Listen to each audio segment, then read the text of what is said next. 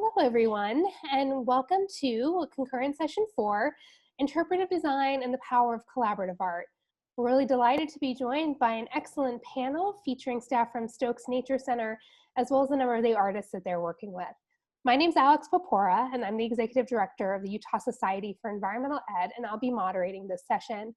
If you have any technical issues or questions that are related to Zoom and kind of your experience, please feel free to send me a direct message. When I turn my camera off, you'll see a EENC logo, and that's because we are using some resources from our affiliates from across the country. So you won't see my photo, but you'll see the logo for the North Carolina affiliate. However, my name is correct, and you can go ahead and just send me a message in the chat if you have any technical questions. I'm going to go ahead and turn the time over to Patrick and his panel, and I hope you have a great session. Awesome. Thank you so much, Alex. We're very happy to be here at the UC conference for this year. So I have the great pleasure to talk to everyone today about interpretive design and the power of collaborative art. Like Alex said, my name is Patrick Kelly. I'm the Director of Education at Stokes Nature Center in Logan, Utah, up in Cache Valley. And I'm joined today by Michelle Sagars, who's our naturalist educator in charge of community programs and handled the language crafting on this project. Gail Griswold, who's a freelance graphic designer and interpretive designer, and Rob Soto, who's a freelance scientific illustrator. And so we'll all be speaking towards the parts of this project that we collaborated on. So first thing I want to talk about is sort of the origin of our interpretive redesign of our nature center. So this entire presentation is going to be framed about our interpretive redesign of our nature center, and then also how can you undertake an interpretive redesign or design process. So this whole journey really kicked off. We decided we needed to renovate our nature center up in Logan Canyon. And the reason why really came down to some hard data. We had outgrown our space. It was time to plan for the future. When we were founded in 1997, there's about 80,000 people in Cache County. And today there's about 130,000 people in Cache County. That's a huge amount of growth. But that wasn't the scary thing. The scary thing was looking at what the Kempsey Gardner Institute at a University of Utah was projecting for Cache County, where in the next 20 years, we're going to reach about 184,000 people in our county. And we're actually going to get to a tipping point around 2030 where we're going to actually have out-migration of people from Cache County. So people are going to be raised here and migrate out of the county for the first time in our history. And so we really needed to prepare ourselves and prepare our space for serving our future community, and we needed to do that immediately. The next step we did is we planned a plan a la office space. So we designed an interpretive plan to go along with that hard space renovation. And so with that interpretive plan, we had to ask ourselves this very important question, which is, what is the specific resource that we want to communicate and engage people with? And what is our overall interpretive message about that resource? And so after a lot of contemplation and thinking and drafts, we finally came to Logan Canyon as we know it was formed by water, want, and what some call westward expansion. And this overarching message really encapsulates all of the interpretive work that we're doing inside of the Nature Center. And so we then had to decide what individual narratives feed into this larger story. And we came up with 5 pillars, and those are geology, hydrology, flora, fauna, and humans. And each of these also have an interpretive message, an interpretive theme. I won't get into them today. Michelle will touch on them a little bit later, but they all connect back to this idea of water, want, and what some call westward expansion. The next step that we had to do was take a little tablespoon of reality. So we had to frame our desires within the space that we had. You know, if we had $1 million and we had an area like the Sistine Chapel, man, could we make that an interpretive space? But we had what we have. And we were able to think creatively within those limits of our space. And so we had to ask ourselves, what's possible given what's here? That's when we brought in Gail, who's our interpretive designer, and she just blew us away with her expertise and knowledge of how spaces flow and function. And she helped us ask some really critical questions of ourselves and of the space, including how can we have our message reflected in the space itself? How can the space be a part of that message, that they're inseparable? How can our space be repeatable? How can it be both a launching pad and a reflection place for people experiencing Logan Canyon, that resource we want to connect people to? And then she helped us hone in how can our topics balance individual messages with our overall interpretive message. Then we link everything back to that main theme, just like we were saying before. So water, want, what some call westward expansion. And we did that through our language crafting that Michelle will talk about in a minute, and then through our art crafting that Gail and Rob will speak to. And that was really important, not only the language speaking to that language, but the art speaking to that overall theme. Language is an imperfect expression of what we wanted to achieve, and so we needed to make sure that across all disciplines we were meeting our unified goal. In our project, we also had some non-traditional decisions that we make, and we're very proud of those non-traditional decisions. The first was we decided not to include scientific binomials when working with specific species. And there's a lot of us deep down inside kind of like, we're tearing out our hair like, what do you mean no scientific binomials? That's heresy. And the reasons why we chose scientific binomials are multifaceted, and they have to do with the audience that we want to reach. Latin, first and foremost, it's a dead language. It's extinct to the common person. And we are an organization that was founded by common people, and we serve our community. I consider myself a proud common person. And that just scientific binomials can be an additional barrier to participation. If you see a Latin name, sometimes that's where you stop.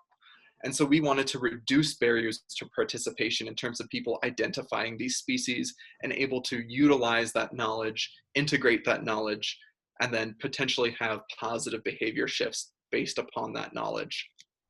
The next decision that we made, that Rob will speak to a little bit more at length, was we chose to use fine art over technical photography in displaying our interpretive topics and really bringing to life our interpretive message. Photography is great at a lot of things, but it's not really good at really rooting this piece in the resource, which is Logan Canyon. We're dealing with a lot of things that perhaps they're extinct, or they're no longer here, or they go way back in time.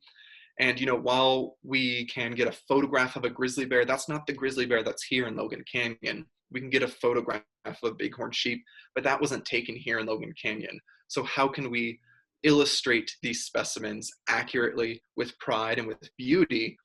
And technical photography just doesn't do that for rooting it in place. We wanted these panels to be repeatable nowhere else on Earth. If you pick up these panels, you go a couple hours north to Yellowstone or Teton and you drop them there, they don't make sense, and that's perfect. We also decided to forego a really standard interpretive panel design where you have sort of an abstract background and you have multiple facets of information floating on that sort of ethereal background with a lot of geometric boxes and things like that. And per Gail, our interpretive designer's recommendation, went with large single scene panels, and she'll discuss those in a minute, why that was a choice that she wanted to go with, and we were very, very happy to oblige. And just to give you a little bit of a sampling, this is a current about 80 to 85% draft of our geology panel. When you look at a lot of typical tried and true geology panels, oftentimes it is an illustration of strata, and there's little arrows off to the side that say this was whichever era, this was whichever period. And we didn't want to do that because, for me personally, when I hear the term geology, I have a little bit of a shutdown because it just seems so dry. It seems static and fixed, but that's not true. Geology is fluid, it's colorful, it's dynamic. And so starting on the left, you walk across this 8-foot long panel with that shallow inland sea that we had here in Utah when we used to be down by the equator. You get to experience Meganura, a dragonfly the size of a red-tailed hawk, eventually moving your way towards the right to Lake Bonneville, the Lake Bonneville exploding out of Red Rocks Canyon and draining, and eventually to Logan Canyon. And so you get this highly dynamic, beautiful scene that inspires you to engage with the actual texts that give you that information. So some administrative lessons learned if you want to undergo this project. All of us on this panel, we're very happy to help if you're interested in at all about learning what we have learned. Some quick tips for today. First and foremost, begin with a lot of time in front of you. We started in January of 2019, and we anticipate to finish in April of 2021. That's 2.5 years. You know, we want to invest in the future of our community, and we can't do that in 6 months. We can't do that in 1 year. It's taking us 2.5 years, and it's 2.5 years very well spent. In order, assemble your task very clearly, assemble your cash, because things don't happen unless you have cash on hand, and then assemble your team. So we finished our interpretive plan in May of 2019. We spent about 2 years fundraising for not only the hard renovation of moving some walls and new flooring and lights, but also these interpretive panels. We brought in Gail, our graphic and interpretive designer, in May of 2020, and Rob, our scientific illustrator, in July of 2020. So we did a lot of work up front that allowed us to go into this high burn, concentrated period of artwork in this last 9 months of the project. But we had to do about 2 years of work before we could actually do the fun stuff. So start with the time in front of you, get your task, your cash, and then your team. Next, know your gaps. Don't skimp on professionals, but keep teams trim. We have a working group of 4. It's very trim. And, you know, I am not an illustrator. I'm not a graphic designer. I have strengths, but those are not them. We didn't have the internal capacity at our organization to get this job done. And so we went and brought in Gail and Rob. And that was really humbling for us to say, we are not the experts. We need experts. You know, there are projects you can accomplish with volunteers or amateurs. This wasn't one of them for us. This is a, you know, multi-decade investment for us. We wanted to bring in the experts because they also have incredible amounts of insight and experience. There's so much about this project that has shifted because of the experience and the expertise of both Gail and Rob. And it's been really fundamentally changing how we even envision the space of the Nature Center. Finally, take time to forge local beauty into the pieces. We are constantly challenging ourselves to justify decisions through a place-based lens. What color palettes are we using? What season are we depicting? Are those colors reminiscent of that season? How is the actual rock color? You know, what do locals use in terms of terminology for this event or for this species? So we are really focusing everything through a place-based lens because, again, we want it to resonate here and we want it to be the authoritative set of panels for Logan Canyon and nowhere else on Earth. I'm going to backtrack just a little bit and talk about professionalism and just what a professional can do for your project. So this is the rough sketch I sent to Rob, our scientific illustrator, about our mammal panel. I am clearly not an artist. So in the center, you see old Ephraim, who was the last grizzly bear in Utah, who lived up here in Logan Canyon until he was killed by Frank Clark. And you see off on the left, a poorly drawn bison, a bighorn sheep on the top left. I didn't even try to draw the wolves because I knew they would just be an oval with more ovals connected. And at the bottom is kind of my brief scientific or my interpretive question, which is WTF, why no more of these guys? So this was a very rough drawing, and what Rob was able to create, being a professional scientific illustrator with years of experience, was something that was, you know, it's something that we can have pride looking at, something that's beautiful. It's something that challenges our pre-existing notions about the fauna that used to inhabit Cache Valley. So in the center, we have old Ephraim, who traditionally was depicted in stories here as sort of this monster, this last great brown bear in Utah.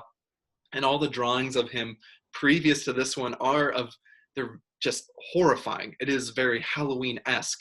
And so we wanted to have an illustration that, you know, this bear is standing about 3 feet tall. It's staring at you, the viewer, and it's not necessarily asking you to judge it. It's just asking, you know, the interpretive question of why are there no more large mammals here in Cache Valley? And it's his eyes are locking with yours. It's very beautifully done, trying to accurately depict this organism and also beautifully ask the viewer a question about what is going on with their own perceptions of brown bears. So I'm going to hand over to Michelle, who's going to be talking about the language crafting. And again, all questions we'll answer at the end. If you have any questions, you can bank them in that chat box. So I'll hand it over to Michelle. Good morning, everyone. My name is Michelle Sagars. I head the community programs for Stokes Nature Center and was fortunate enough to be part of the language crafting team on this project, crafting the language for the 5 panels that Patrick mentioned. So I'm going to talk a little bit about some of the techniques that we used for drafting our language. First off, we were always had in mind how did our language fit into that overarching theme, that interpretive plan that Patrick mentioned, which was water wants and westward expansion. So something I kept in mind while we did this was the good old-fashioned interpretive equation. So I'm sure many of you have seen this equation, but knowing your audience, knowing your resource, and using appropriate techniques creates that perfect interpretive opportunity. So our goal with these panels is to allow our guests to build that emotional and intellectual connection between themselves and the resource, which is Logan Canyon, and encourage them to really care and connect to the canyon. So how do you know who your audience is? For us, that is our visitors to Stokes Nature Center. So that's a very broad, a very diverse audience. So thinking through the lens of your audience as you're writing, who's going to be reading your language? What do they know about the subject matter? How much are they willing to read? And will they actually read anything at all? So most visitors are probably going to spend maybe a minute or less reading each of these panels. So that's not a lot of time to disseminate this information. So I'm going to talk about 2 techniques that we use in our language to try and build that connection to our audience. And the first one is a well thought out title. So we really wanted our language to support the artwork. Patrick mentioned these big 8-foot panels. They're uninterrupted scenes. Gail will talk a little bit about where this language fits into that panel. But we really wanted to support the language, and if our visitor was going to read nothing else, we wanted them to be able to read that title and see the artwork and get a feeling for the story we're trying to tell. So you see a list of the titles that we ended up with for the 5 panels. I'm just going to talk briefly about the first one, which is our mammal panel, which Patrick just showed you a wonderful scientific illustration for, with old Ephraim and the wolves, the bighorn sheep and bison. And the title we ended up with was Where the Wild Things Went. So that panel features all this iconic mammals that are no longer found in Logan Canyon. And so we wanted that title to express that, which this title does very well along with that artwork. So going on to the next technique to connect with your audience, which is a well-crafted interpretive question. So these are open-ended questions that allow your audience, again, to build that connection to the resource, that leave them walking away thinking about the resource. So for most of our panels, we inserted anywhere from 3 to 5 of these interpretive questions. The question you see here on the slide, this is from our hydrology panel. So for this question, we were really thinking about the Logan River, high in the mountains at its source, the snow melts recharging it, it's really pristine and untouched. And thinking about, what do we want our visitors to walk away thinking about, and what kind of question can we ask that will prompt them to dig a little deeper. So this may seem like a very simple couple of questions. This actually was one of our more difficult questions to write on our panels. It took us quite a while to come up with this question. The question was, the source of the Logan River remains distant and untouched by human interference. Why is it important to have wild, pristine places, even though you may never see them? So if this question meets its goal, our audience will walk away thinking about these wild, pristine places, thinking if they've seen them and why they are important, and reflecting on that and building that connection. So once you know your audience and have connected with those 2 techniques, of course, there is the legwork of just doing the research. You've got to know your resource to be able to connect your audience to that resource. For me, I usually started out just doing a lot of research at the library, digging in for the resources we have with Stokes, and just starting to get that down. And once I had a draft that I felt pretty confident in for our panels, I'd send that on to some outside experts to check that for accuracy. So we are very fortunate that we are very close to Utah State University, have a great relationship with them. So I was able, for example, to send our geology panel onto the geologists, get their feedback, and rewrite that to meet the errors that they picked up on, those inaccuracies. We also were able to use anthropologists and archaeologists from Utah State. And we also reached out to the Northwestern Shoshone Nation, the Daughters of the Utah Pioneers, for our human panel.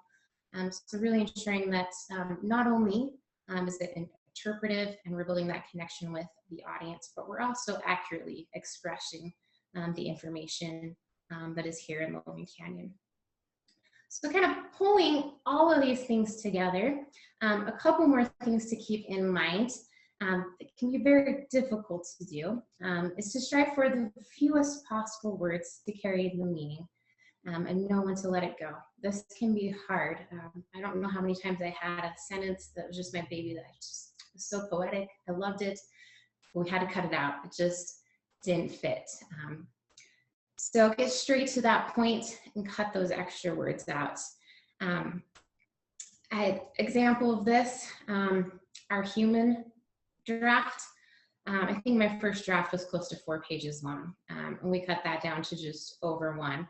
So it can be very difficult to do, but again, keeping in mind, you've got a very short amount of time to connect with the visitor and a very short amount of time that they're actually going to read. Also, as you're writing, keep in mind, who are you writing to? Keep in mind your audience. So write to a person you respect. You're writing to people who are intelligent and they speak your language, but they just happen to maybe know nothing about your topic. So that's where some of those decisions came down to. Patrick mentioned throwing out those scientific binomials, things like that, reading out loud, thinking about the words you're using. Are they words that your audience know? So as we pull these all together, what does this really look like? What is the nitty-gritty of this? So you got to start somewhere. Just spit it out, get something down on paper. As I mentioned, sometimes that first draft is not very pretty, as with our human history. For some reason, that was one, the first draft, I just really struggled with. And it was way too long. It kind of read like a history lesson. It wasn't very interpretive. So then I passed that on to some of our other writing team. So our writing team consisted of myself and Patrick. We would draft something and then send on to a couple other staff members for some feedback. And then we'd use those suggestions to come back and rewrite. There's a lot of time just spent reading sentences aloud and paragraphs out loud to each other in the office, making sure that the sentences flowed, that we weren't using words the readers would not understand, and that it read well.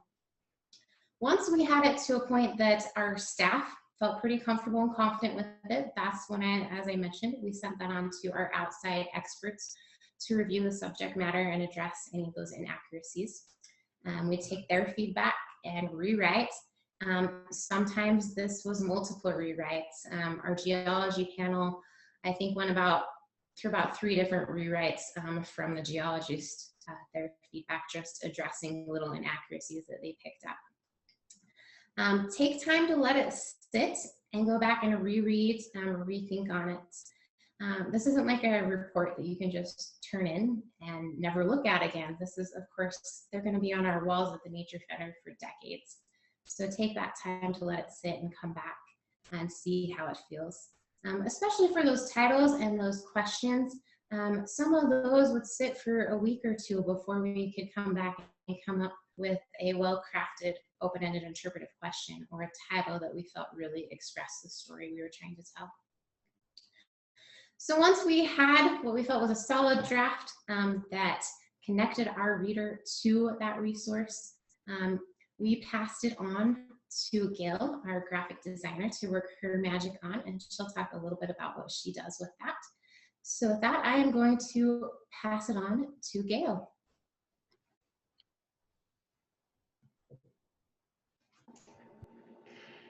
Hello, everybody. My name is Gail, and I am so honored and thrilled to be working with Patrick and Michelle and Rob on this project. It's been a lot of fun, and they're just wonderful to work with, so professional. I am tasked with the exhibit layout and floor plan for our project, and also creating the didactic or information panels. This is a measured drawing, of course, a floor plan of Stokes Nature Center. This is considering, the first thing I need to consider as a space planner and a designer is the visitor experience, of course. What's that going to be like for folks? So if we start at number 1, having come through the door, there's I'm suggesting that we have a kind of a rounded counter, as you can see there. And then just to the left of that counter, there's a tidal wall that will have the water, want, and westward expansion on that. That rounded counter is to help people kind of guide them into the middle of the room. The number 2 position you see there is kind of like a contents page. This will be 5 hanging banners hanging from the ceiling in the middle of the room. They're angled, so you can kind of see through them, but you can also see all 5 of them at once to get a nice overview. These prepare the visitor for their experience. Then the visitor moves through these onto station number 3, which starts the main panels that we've been talking about, the 5 main themes. These are the text panels with Rob's illustrations. Next to each of these panels is number 4, an art space, which I'll talk about in a few minutes. And then the visitor proceeds around the room, as you can see here, through all of these different stations looking at these different topics. Number 5 is a transitory area. This is for traveling exhibitions and revolving exhibitions that they might like to put up from time to time. And then also Patrick and Michelle plan some interactive exhibits that can be rolled in or out according to how much space they need to use, and will probably be placed near the topics that they represent for people to be able to interact and work with. The final thing to look at would be toward the bottom where you see the hummingbirds. I've also called this one number 6, forgot number 7. This is sort of a resting space. We wanted this to be a place for everyone, young and old, to come through. So perhaps parents or grandparents can take a moment to sit and watch the really fun hummingbirds outside, or children too, while others are looking through the rest of the exhibit, or maybe children are working with the interactives, things like that. So the next slide shows kind of a close-up of the 5 theme banners that we're talking about. And again, you've heard about geology and hydrology, flora, fauna, and human. Those are our 5. We're going to be developing, we're in the process of developing these icons and colors that can provide some wayfinding. Each of these will correspond to their topics around the room, kind of bring a little bit more color and help people a little bit with their experience. This next slide shows you kind of a close-up of this, and the different components of this. The first one being number 1, wishing for this really powerful descriptive headline with lots of imagery. And how beautifully is this done? Footprints of change, right? Just 3 words, and it's just very rich and interesting. That grabs the viewer's attention. They want to know a little bit more about this. So the second, number 2 there, after the headline, we need a short but intriguing kind of summation about what viewers can expect to see. And again, look at this. It's extremely rich, and this isn't hard to do, but Patrick and Michelle did a beautiful job. So this reads, if you can't, I'll read it for you. It is not humans, but human behavior which most impacts our natural landscapes. That's lovely. That's just food for thought. The third thing on these banners is the icon that you can see here. This is going to represent the topic. Again, we will use this around the room, and we'll probably use this, I'm hoping they will in the future, on children's t-shirts. Maybe if they have, say, 5 different groups of children come through, everybody gets a t-shirt with a different type of icon on it.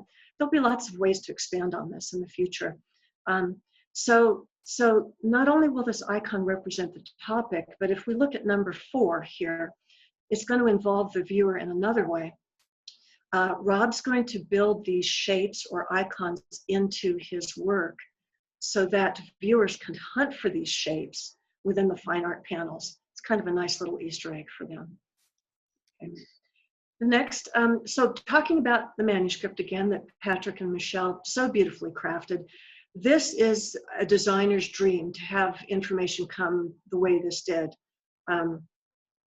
This Word document was clearly so finely crafted, carefully honed. I think that English majors had a look at it. Certainly people up at USU and various departments did too, and gave their approval. And just a great deal of time was spent. This is perfect because when this comes to me, that means I can get to work directly, really thinking about how to amplify this and make this work for our presentation. If copy is sketchy given to a designer, you tend to spin wheels a little too much, and that wastes time and your money. So this is the kind of thing I think that you want to look for in terms of being this close to finished on copy. But even so, when I get this, oh, we're not quite finished, I still have to go in and cut out. As you can see here, I've shown some edit points. Still have to edit it a little bit. I am now trying to squeeze out every word that we do not need in order to make these very, very brief. We would be lucky to have 10 to 15 seconds to capture a viewer's attention. Rob's going to do that with his beautiful artwork. And then we've got but a few more seconds to capture their attention with words. If we're lucky, we'll hold our viewers for maybe 2 minutes if we're lucky. So it's a very small amount of time. This is not a question of sitting down and reading a book or a brochure. This is standing up in front of a panel with a lot going on in and around the room. So there's very little time to capture somebody's attention. So the first thing I need to do then is edit for space to get it on my panels large enough to be read in a short amount of time. And the second thing I need to do is illuminate the text I see. How can I make this more interesting? How can I make these lists jump out for the viewer? Things like that. In the next panel, you'll see, so we do have a lot of lists. This is a close-up of Rob's initial sketches for our flora panel. You can see we're going to have some really interesting looking things to talk about here, plants. We have lists of plants. And so rather just listing them, I wanted, of course, to be able to illuminate them. Rob's going to illustrate those for us. So in the list that you can see below here in black, we've got all the information, but I wanted to correspond a number and an icon so that as you're looking through through Rob's panels, you'll see a particular plant that might attract your interest. You can then see the number and the icon that it corresponds to and go down and read that. And by icons, I mean, if you look over on the left at number 17, this is representing the larkspur, which happens to be a poisonous plant. And so I've used a little skull and crossbone icon to represent that and get the viewer's attention. So finally on this panel, this is more an overview of what we'll see with Rob's work. And again, as we've discussed, we thought it would be a good idea to let these almost be a window on the world. Try not to interrupt the beautiful artwork with a lot of information. I wanted to place that down below, keep it confined to the long horizontal black bar that you see there. That black bar carries us around the room, encourages kind of linear movement for the viewer, because the viewer is going to be moving in a linear fashion as well, right? Not a vertical fashion, but a horizontal fashion. And so that's why the shape of this bar. And all the information that we're going to want people to know is down on that bar with just a few little notes, as you can see within the panel itself. The final thing I wanted to circle back and mention was this, the transitory gallery space. These will reside right next to these permanent panels, and the artwork on these should correlate directly with the topic of those panels. This will feature artists, young and old, from our community, and the subject matter, of course, will be specific to Logan Canyon. In this way, we can attract visitors, the same visitors. We can have them come multiple times because we can attract them with new exhibits, not just hopefully, you know, the nice ones that they'll enjoy that are permanent, but they can come frequently and see what people in the community have represented here. The grid wire that you see here is hardware cloth. And it's that metal grid that you can buy at a hardware store. That goes in easily with maybe 6 screw holes, something like that. And then all of the artwork can be very easily interchanged with no additional screw holes in the wall. So art can come up and down very, very quickly with this. So thank you so much for your time. Now I know you want to hear from Rob and hear what Rob has to say about how he's working his magic for us on these panels.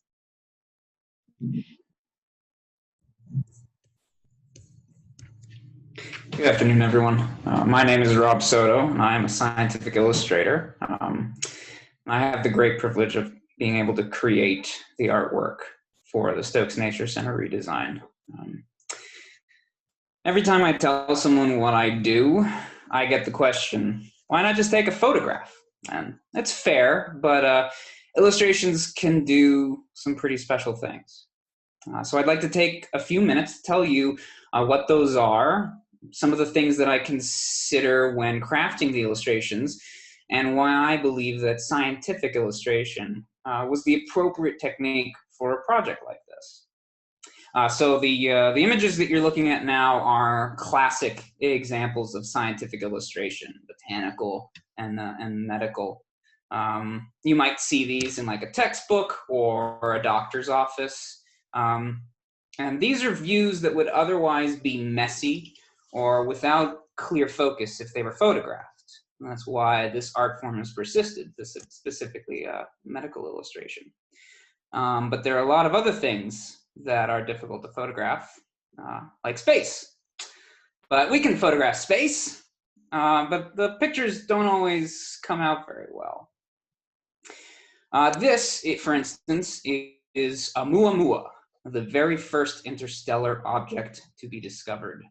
And the photo doesn't really do it justice. That little pinprick of light in the center of the image is this interstellar object. And folks these days, they may not be too eager to read long articles after seeing an image like this. But tap into their imagination, and they might be more eager to dive into an article on the scientific debate about whether or not Oumuamua is a piece of rock or a light sail-powered probe from an intelligent extraterrestrial life. This obviously is a rendering of the piece of rock, but you can find some light sail designs on Google, I'm sure. But how about something a little closer to home, like COVID-19? I'm sure we're all familiar with the image to the right by now. It's very rich in detail. It's more like a diagram than anything else. The image on the left is what the virus actually looks like under a microscope. And it's technically more accurate. But sometimes accuracy and detail are not the most important parts of an image. Sometimes there exists a need to connect with the viewer on an emotional level, like in this illustration. This is the virus beset by soap molecules. A scene that has been on my mind since early March, as I'm sure it's been on all of ours. The scale, the depth, the lighting in this image, in this illustration, communicates the feeling when I think about the virus a lot more than the other images do. This is the real power of art in how it connects to the public. Humans are first and foremost emotional beings. And before you communicate to their thinking mind, you must appeal to their feeling body. My favorite example of what science illustration can do is time travel. And it's one that we've relied on heavily for most of our panels. I could easily talk about paleo art for the entirety of our allotted time. It's my specialty. But suffice it to say, every extinct animal you have ever seen, from a trilobite to a triceratops, has had someone like me behind it, interpreting the data from the experts and turning it into an image for a wider audience to consume. And there's a lot of paleontological data to go through. You saw our geology panel, that's condensing all of geologic time into a single image and getting rid of like 80% of it. So there's a lot you have to go through before you get to something that even resembles a real living, breathing animal, like a velociraptor. We all have an image that comes to our mind when we hear that name, but how accurate is it? Science illustration has the ability to take extreme complex concepts and distill them into a single image. So rather than read the copious amounts of technical literature that exists on this animal alone, one instead has to but look at this image and understand that this is a feathered creature. It's bipedal, looks pretty carnivorous, probably a little small, and perhaps the viewer begins to get an idea of what it might feel like to touch it. This way of using science illustration to condense vast amounts of data into a single image is very well demonstrated in the composite image, showing multiple organisms all in the same shot in what we call a flyby. This was the most relied on technique for our panels for Stokes. It's difficult, if not impossible, to do in real life, to show the vastness and the diversity of life of a single ecosystem. But with illustration, that becomes possible. So using these two abilities, science illustration can take you to a time before Cache Valley was settled, when you could find wolves, bighorn sheep, herds of bison, and even some brown bears living alongside each other in an environment that no longer exists. As an illustrator, I work very closely with the client, and in this case, I'm lucky enough to have a team to work with, doing extensive research on the subject. Every detail must be considered. Patrick mentioned this is a work in progress, and that is indeed true. But some of the things we find we have to discuss right off the bat are, for instance, we've mentioned Ephraim already. We knew he's a bear, we knew he wanted to be standing up, and there are a lot of images of him doing that around Logan Canyon and throughout Utah. But we wanted something that really communicated the message, less of surprise and alarm, and more of empathy, because that can be a much more effective tool to use with your viewer. And round after round of revision, similar to the writing process you heard about, is necessary to arrive at the intended interpretation. These go through a lengthy, lengthy process of sketches and concepts and color studies. They don't just let me go off for a few months and paint whatever I feel like. This is a rigorous academic process. And that's crucial so that the illustration, when it's done, is not subject to the whim of the artist, but it says exactly what you want it to say and the way you want it to say it. And in this increasingly divided world, illustration has the power to reach anybody, regardless of your education, your language, or your background. A successful illustration will communicate its message to almost anyone who looks at it. And if I've done my job right, they will be inspired to learn and experience all that Stokes and Logan Canyon have to offer them. That's it for me. Thank you very much. Excellent. Well, thank you, everyone, so much for tuning in. And if you have any questions, let's see if there are any in the bank. Someone also has rough sketches. Heck yes. Does anyone have any questions for anyone on the panel?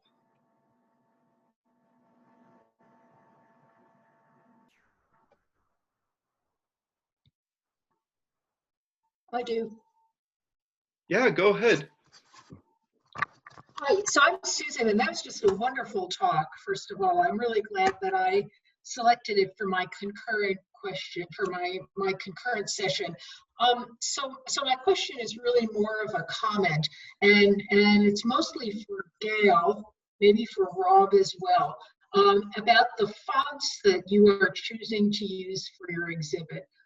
So I'm a medical researcher, and I work some with a group of university ophthalmologists who have gotten me sensitized to reading issues. And a couple of weeks ago, I read an article in the Wall Street Journal although it focused on websites, it certainly is relevant to exhibits and books and everything. And it's called Websites Redesign with Elderly in Mind. And one of the most important points it makes is to use very uncomplicated fonts, sans serif fonts, and fonts like the one that you've got up right now, the thank you slide, as opposed to some of the more complicated fonts that I noticed on some of Gail's and Rom's slides. And I don't know if it's too late. Maybe you've already got everything ordered. But if I suggest that maybe if you haven't, that you consider taking some of those complicated fonts and making them simpler.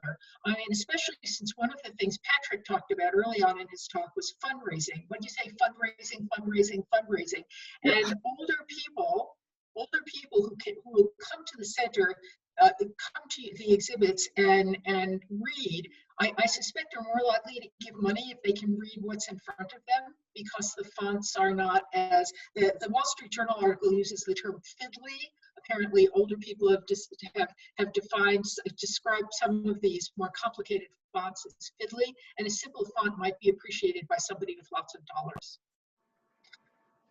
Yeah, thank you. I'll let Gail speak to fonts. She is the font master. That would be me.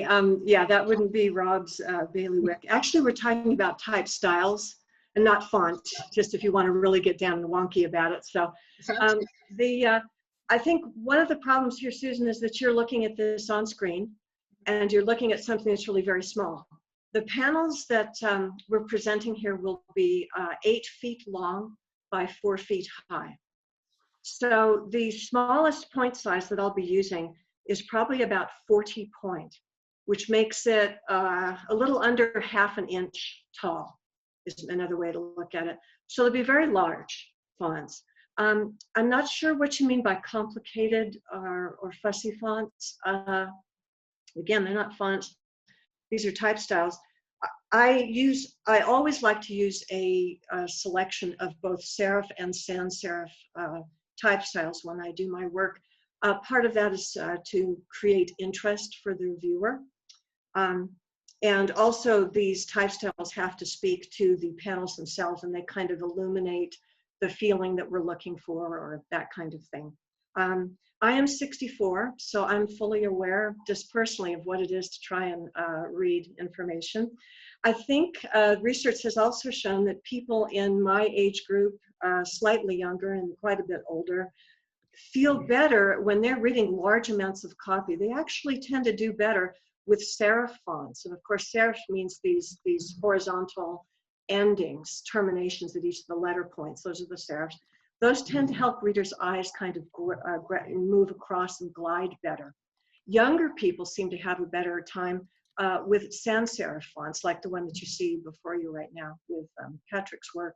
But I can assure you that in all of the work I do, I'm very careful to make sure that it is highly readable to everyone and highly accessible to all that I can. The one thing I'm not capable of doing, unfortunately, is working with Braille, because it would be wonderful to be able to offer that. And I suspect that at some point we will probably have interactives and things within the exhibit that can help with that as well. Thank you. Excellent. Are there any other questions, comments for folks out there?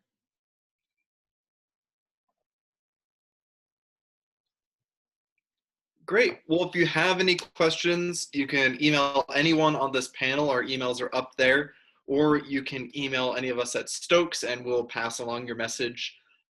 Thank you so much, everyone, for attending and listening about our interpretive redesign. If you are interested in your own interpretive redesign for either your space or for sets of isolated panels, and you just want, some tips and tricks, feel free to reach out. I feel like, we meet every week for about an hour and a half to 2 hours to discuss our panels. And so we have a lot of miles on our shoes in terms of how to both administer this process. If you're looking at organizing your own team, what are good skill sets to bring into the fold, things like that. Thank you, everyone, and have a great rest of your UC conference.